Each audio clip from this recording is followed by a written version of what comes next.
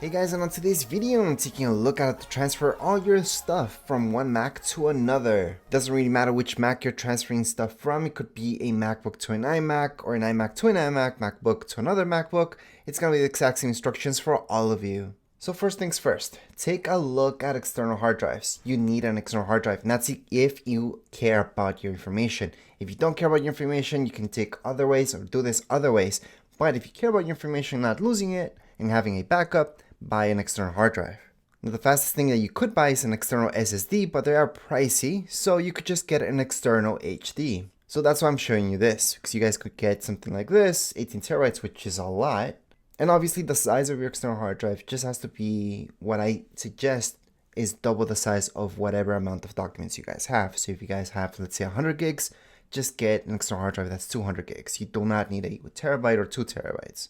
And I say get the double amount because once you set up Time Machine to transfer everything, that way you guys can always keep a backup, which does include a lot of backups. And I'm going to explain that a little bit later. But anyways, these are just examples of external hard drives. Now I've got another video that teaches you how to format your external hard drive to make it work with Time Machine. Time Machine is already something that's built into your Mac, by the way, so all you have to do is go into System Settings. In your System Settings, just look for Time Machine.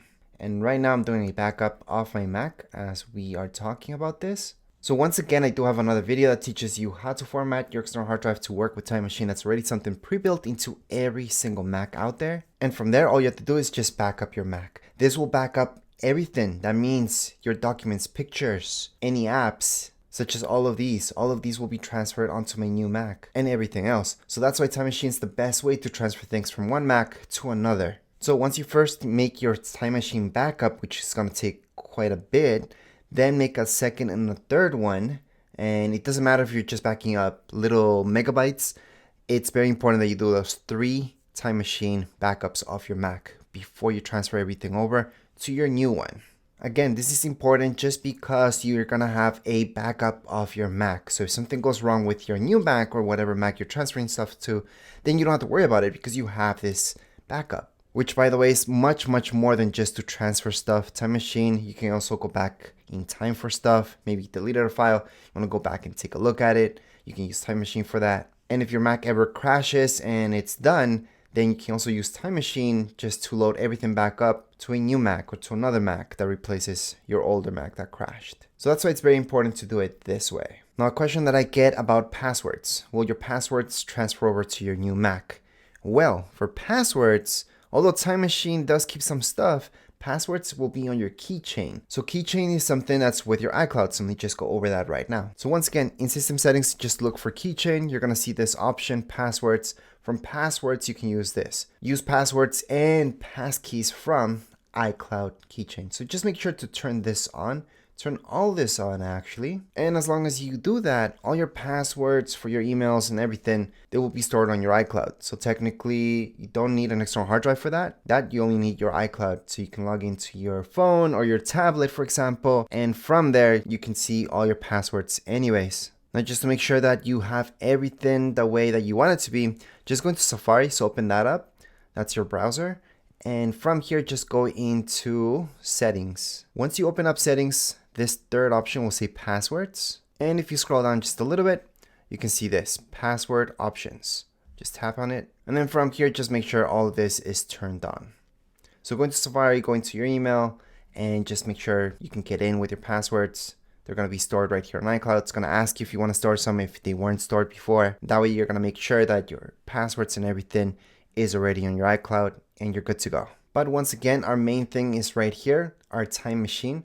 Now, I call this one Time Machine iMac. It doesn't matter. The name could be just Time Machine. You guys can name this whatever you want, actually. But once we're done with this Time Machine backup, all you guys have to do is just click here. So you're going to click over and eject Time Machine, or just eject your external hard drive. Once you're done that, you're going to connect your external hard drive to the new Mac, and then we're going to take it from there. All right, so the next step after you do your Time Machine backup is to turn on your new Mac. So turn it on and set it up.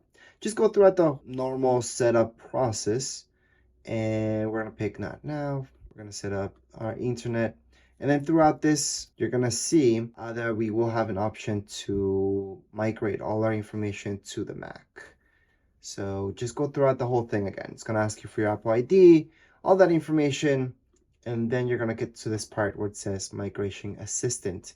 So right now it's gonna ask us if we want to use that time machine backup that we created.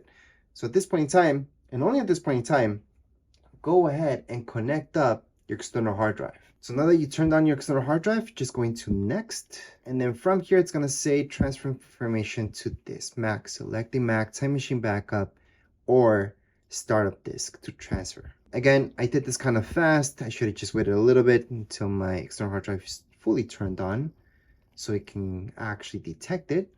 So right now, finally detected. So time machine iMac. And that's what I'm gonna select. And then just go into continue. We do have to choose the latest one. So the latest one that I have is down here below. And I'm gonna see tech and design, and yeah, it's just this one right here. So I'm gonna go ahead and choose that one because that's the latest one. We're gonna go on to continue on, and we're gonna migrate everything onto our Mac. We should see a screen like so, where we can select all the information to transfer. And there could be information that you may not want to transfer at this point in time. But in this case, it is everything. I'm not gonna wait for it to calculate how much because I know exactly. So I'm gonna go on and continue. I will have to select a password. So I'm gonna set a password right now for each one of these. I'm gonna set a password, continue on, and it's gonna go on and just do the whole transfer to this iMac. So all we have to do is just wait at this point in time. It does depend on how much information you guys have. Does depend if you guys have an external hard drive versus an SSD, it's much faster. And that's about it. So we just have to wait for this transfer to be over. So as you go throughout this process, you will see that it keeps moving. Again, how fast this goes depends on your external hard drive. External SSD will be much faster. And obviously, it also depends how much information you're transferring over. In this case, it's a lot of files, so it's gonna take quite a bit of time. I also want to note that at no point in time do you ever want to turn off your Mac or move your external hard drive. Just leave them as is. You don't want to move any of the wires. Alright, so once you're done with the migration process, it's going to say this. Just click on done. Then from here, it's going to restart. Just have to wait for it. There we go. Well, I shouldn't have said restart. The screen would just turn off for a second. And then you're gonna see this. So it's logging into my account again. There is some stuff, like I said, that you have to set up yourself, which by the way, on the left-hand side, you can always set up later, but it's better if you just do it now.